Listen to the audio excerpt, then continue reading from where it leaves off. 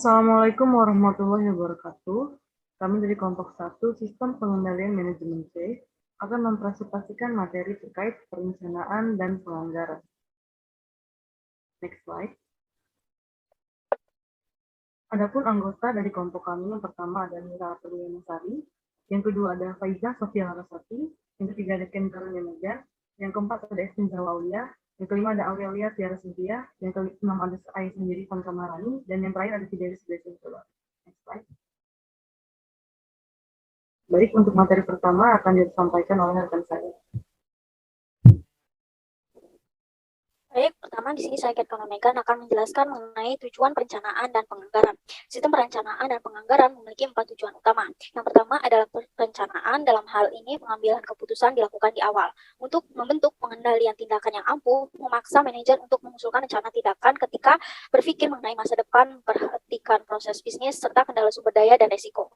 Tujuan kedua adalah koordinasi. Proses perencanaan dan penganggaran mendorong pembagian informasi pada seluruh organisasi. Dan tujuan ketiga adalah memfasilitasi pengawasan manajemen puncak.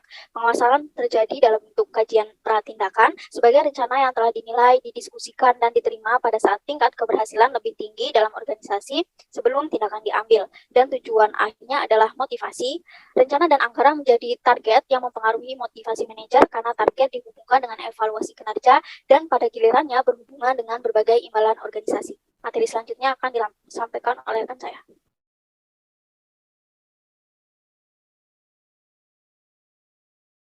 Baik, selanjutnya adalah siklus perencanaan. Organisasi sering sekali menggunakan 3 hierarki. Rangkaian siklus perencanaan yang disebut dengan perencanaan strategis, penganggaran modal atau pemrograman, dan penganggaran operasional. Next slide.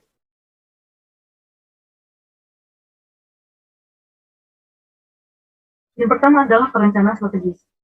Perencanaan strategis mencakup proses relatif luas mengenai misi, tujuan, dan arti dari misi dan tujuan terbaik organisasi yang dapat dicapai. Umumnya melibatkan eksekutif senior perusahaan dan seluruh manajer. Proses perencanaan strategis juga melibatkan analisa mengenai masa sebelumnya dan masa depan. Strategi biasanya melibatkan pengembangan visi misi dan tujuan organisasi secara menyeluruh sebagai satu kesatuan. Kemudian yang kedua, pengembangan pemahaman mengenai posisi yang dimiliki organisasi sekarang, kekuatan dan kelemahan, serta kesempatan dan resiko. Yang ketiga adalah pengembangan persetujuan tipe aktivitas atau bisnis organisasi yang harus dan tidak harus dikejar. Yang keempat, strategi tiap aktivitas atau bisnis utama yang diputuskan untuk dikejar. Next slide.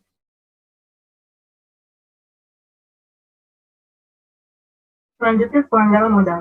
Pelanggaran modal sering juga disebut dengan pemrograman, melibatkan identifikasi dari pemrograman tindakan khusus untuk beberapa tahun ke depan dan spesifikasi dari masing-masing sumber daya yang digunakan. Kemudian pelanggaran modal biasanya dimulai dengan diskusi antara seluruh manajer dan bawahannya mengenai program yang dibutuhkan dalam waktu dekat. Next slide.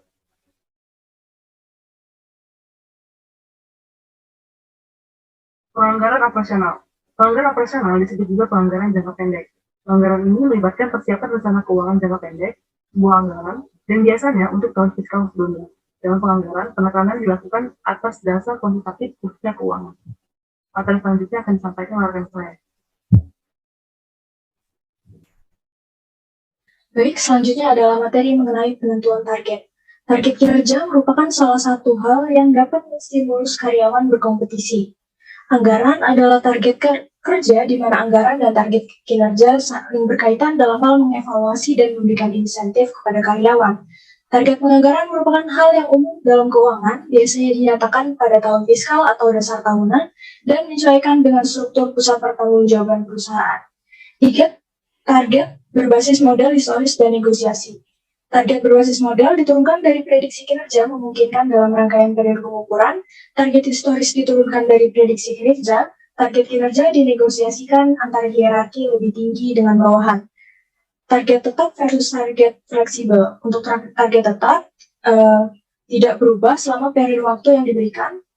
Target fleksibel berubah sesuai kondisi pada waktu yang diberikan.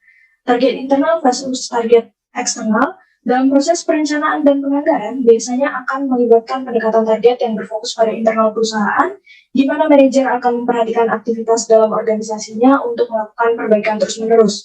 Namun, terdapat pula target yang berfokus secara internal, di mana target eksternal biasanya digunakan untuk mengevaluasi kinerja dan praktik dengan perusahaan lain.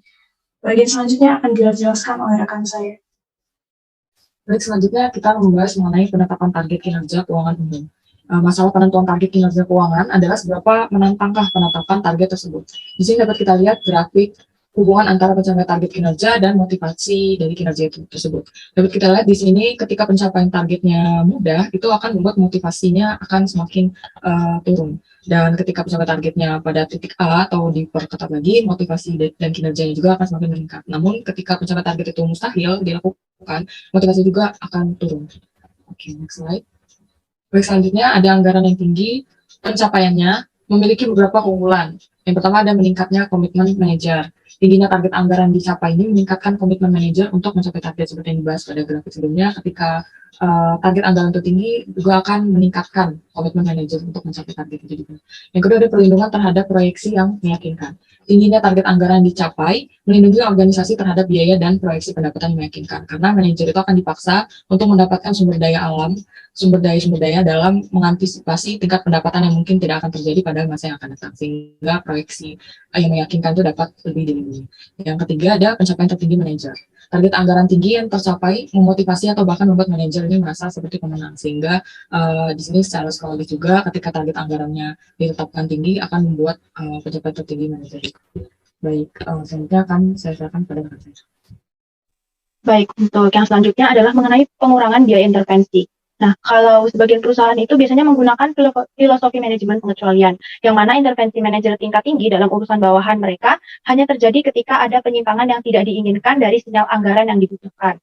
Lalu yang terakhir ada mengurangi game playing, yaitu target anggaran yang dapat dicapai juga mengurangi resiko dari game playing. Rancangan itu biasanya dikaitkan dengan pencapaian anggaran pada banyak organisasi yang biasanya melibatkan bonus, promosi, dan keamanan kerja. Selanjutnya, berapa besar pengaruh bawahan dalam menentukan target? Yang pertama, keterlibatan dalam penentuan target itu bisa meningkatkan komitmen manajer pada pencapaian target. Karena biasanya mereka yang secara aktif terlibat dalam proses penentuan target kinerja mungkin lebih memahami mengapa target tersebut bisa ditentukan pada tingkatan mereka. Lalu yang kedua adalah informasi terbagi. Maksud dari informasi terbagi ini adalah penentuan target pada sebagian besar perusahaan melibatkan proses pembagian informasi mengenai kemungkinan bisnis setempat, tujuan perusahaan, dan sumber daya yang dibutuhkan. Lalu yang ketiga adalah kognitif, yaitu memperbolehkan partisipasi dari bawahan dalam penentuan target untuk memberikan manfaat dari penjelasan terhadap yang diharapkan, dan biasanya dapat mendorong manajer untuk berpikir mengenai bagaimana cara terbaik untuk mencapai targetnya. Next slide.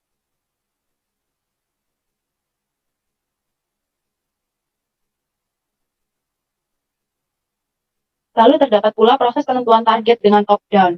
Biasanya di sini itu digunakan karena proses penentuan target itu dapat diselesaikan secara efektif.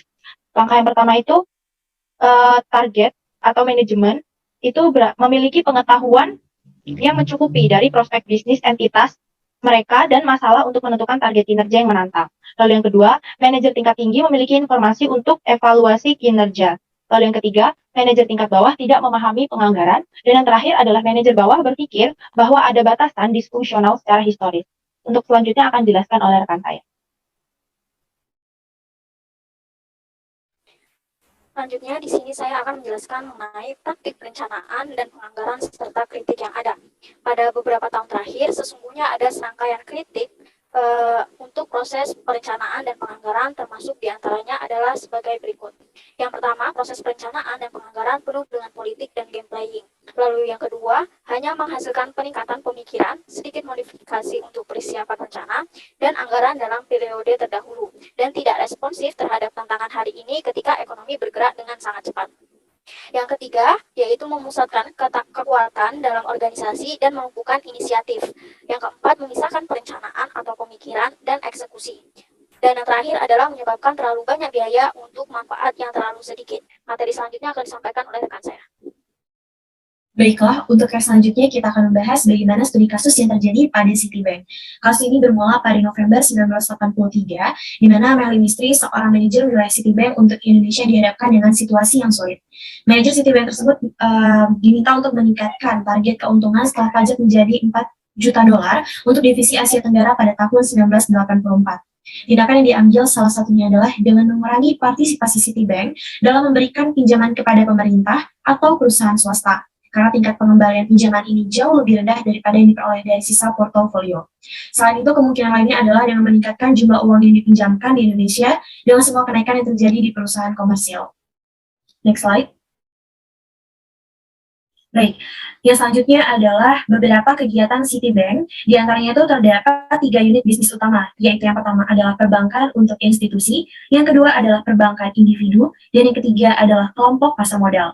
Selanjutnya adalah beberapa upaya yang dilakukan oleh Citibank dalam melakukan pengendalian pada cabang internasional perusahaan. Di antaranya yang pertama adalah dengan melakukan tinjauan atas batas sovereign risk untuk setiap lokasi, dan yang kedua adalah tinjauan atas anggaran operasional dan prestasi. Baiklah, cukup sekian yang dapat saya sampaikan, akan dilanjutkan oleh rekan saya, dipersilakan. Baik, selanjutnya adalah batas sovereign risk, di mana setiap tahun manajemen Citibank ini menetapkan batas sovereign risk-nya bagi seluruh data internasional yang didasarkan pada analisis risiko setiap negara. Sovereign risk ini mengacu pada suatu keadaan di mana berbagai masalah yang dapat mengganggu kemampuan bank untuk memperoleh kembali modal yang diinvestasikannya di luar negeri. Next slide. Dalam penganggaran Citibank ini, itu merupakan proses di mana kantor pusat mengirimkan instruksinya ke unit-unit operasi yang menggambarkan waktu dan format penyerahan anggaran. Ketika manajer operasional menerima instruksi tersebut, mereka akan memiliki hasil untuk setengah tahun. Lalu periode selanjutnya, manajer akan mempersiapkan untuk sisa tahun berjalan serta untuk periode anggaran berikutnya. Jika tinjauan atas sovereign risk ini untuk entitas tertentu tersebut belum dibuat, maka anggaran akan diajukan dengan asumsi bahwa batas risiko akan disetujui jika anggaran tersebut diserahkan. Baik, sekian dari saya kembalikan kepada moderator. Baiklah, sekian tugas dari kelompok kami. Kami akhiri. Wassalamualaikum warahmatullahi wabarakatuh.